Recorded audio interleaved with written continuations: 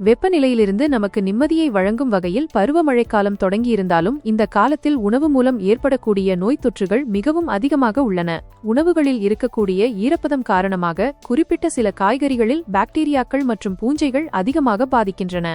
முக்கியமாக கீரை வகைகளில் ஏராளமான நன்மைகள் இருந்தாலும் பருவமழை காலங்களில் அதன் ஈரப்பதம் காரணமாக அதிகப்படியான கிருமிகள் உருவாக வாய்ப்புள்ளது. அதேபோல் காளான், உருளைக்கிழங்கு, காலிஃபிளவர், முட்டைக்கோஸ் உள்ளிட்ட காய்கறிகளிலும் இதுபோன்ற பாதிப்புகள் ஏற்படும். இதன் காரணமாக ஒரு சிலருக்கு வாந்தி, குமட்டல், தலைவலி, செரிமான கோளாறுகள் ஏற்படக்கூடும்.